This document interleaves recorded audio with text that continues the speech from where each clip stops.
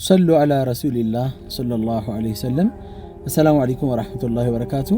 نبيو عليه الصلاة والسلام عبد الله بن عمر باستلالفوت حديث لينا إمام مسلم بزقبوت حديث لي لا يأكلن أحدكم بشماله ولا يشربن بها فإن الشيطان يأكل بشماله ويشربن بها. كنانتا عنداتشو በፍጹም አሉ የአላህ መልእክተኛ በግራ እጁ እንዳይበላ እንዲሁም በግራ እጁ እንዳይጠጣ። ሸይጣን እኮ በግራ እጁ ይበላል እንደዚሁም በሷ በግራው ደግሞ ይጠጣል ብለው የአላህ መልእክተኛ ተናግረዋል። ሌላም ሐዲስ ላይ እንደዚሁ የተዘገበ ላ ተأكሉ بشمالكم በግራ እጃችሁ አትብሉ فإن الشيطان ሸይጣን እኮ يأكل بشماله በግራ እጁ ነው የሚበላው የሚል መልእክት አለ። ይሄ የነብዩ አለይሂ ሰላቱ ሰላም ነህዩ ወይም ክልክላቱ አንነህዩ ሊተህሪም ሐራምነቱን የሚያሳይ ነው። አይ እበላለሁኝ። አንዳንድ ሰው ግትርነት አለበት፣ ድርቀት አለበት። በግራ ብላ፣ በግራ ጠጣ፣ በግራ ስጥ፣ በግራ ተቀበል የተባለ እስከሚመስል ድረስ በቃ ከግራ ውጪ የማይገራለት ሰው አለ።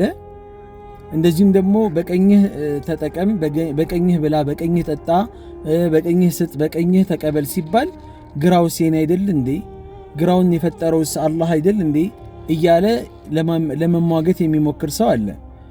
በነብዩ አለይሂ ሰላቱ ሰላም እንደዚህ ማለት ምን ያህል ዋጋ እንደሚያስከፍል ለማሳየት ያህል ነው አሁን መነግራችሁ። በነብዩ አለይሂ ሰላቱ ሰላም ዘመን አንድ ሰውዬ በግራ ሲበላ አዩትና የአላህ መልእክተኛ ኩል ቢየሚኒክ በቀኝህ ብላ አሉት። ፈቃለ ላ አስተጢዕ አልችልም አላቸው። ከዛ ነብዩ አለይሂ ሰላም ለስተጣዕተ አትቻል አሉት። ማ መንዐሁ ኢላ ኪብሩን ይሄ ሰውዬ አልችልም ያለው ሳይችል ቀርቶ ሳይሆን ኩራት ነው። ምን ችግር አለው ምን አለበት የሚል መንፈስና በራስ መተማመን በራስ መወጠር አይነት ስሜት ውስጥ ገብቶ ነው እንዲህ ያለው የነብዩን ትእዛዝ ለማመጽ። ከዛ አትቻል ብለው ረገሙት የአላህ መልእክተኛ። ከዛ ምን ይላሉ? ይቺ ቀኝ እጁን ከዛ በኋላ ለመቻል እንኳን ቢፈልግ ለመጠቀም ቢሞክር እንኳን በፍጹም ሳይችል ቀረ። እጁን ወደ አፉ ማንሳት እስከ መጨረሻው ድረስ አትቻል አላሉትም የአላህ መልእክተኛ፣ ሳይችል ቀረ። እና የነብዩን ትእዛዝ ማመጽ ዋጋ ያስከፍላል። ወመን ይሻቂቅ الرسول من بعد ما تبين له الهدى ويتبع غير سبيل المؤمنين نوله ما تولى ونصله جهنم وساءت مسيرا። ያ መልእክተኛውን መንገድ የሚጻረር የሆነ ሰው ከአማኞች መንገድ ሌላ መንገድን የመረጠ የሆነ ሰው ወደ ዞረበት እናዞረዋለን። እንደዚህም ደግሞ ነገ የቂያማ ቀን ደግሞ ወደ ጀሃነምም ደግሞ እንከተዋለን። የጀሃነም መመለሻዋ ምንጣፏ እንዴት የከፋ ነው ብሎ አላህ ይናገራልና አደራችሁን አደራችሁን አደራችሁን በቀኛችን ሁሉ ነገር በቀኛችን እንጠቀም።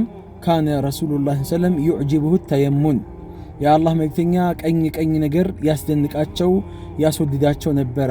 ምንም ነገር ኸይር የተባለ ነገር ጥሩ የተባለ ነገር ሁላ በቀኝ እጃቸው ይጠቀሙ ነበረ። መጥፎ የተባለ ነገር መናፈጥን ሊሆን ይችላል፣ ሰገራ መጠቀም ሊሆን ይችላል፣ ሽንት ሲሸና ብልት መያዝ ሊሆን ይችላል። በሌላ መንገዶች እስቲንጃ ለማድረግ ምናምን ግራ እጃችንን ነው መጠቀም ያለብን። ጥሩ ለሆኑ ነገሮች ደግሞ ቀኝ እጃችንን ነው መጠቀም ያለብን። ምን አለበት የጀሃነም እሳት አለበት። አላህ ይጠብቀን። ሰላም አለይኩም ወራህመቱላሂ ወበረካቱሁ።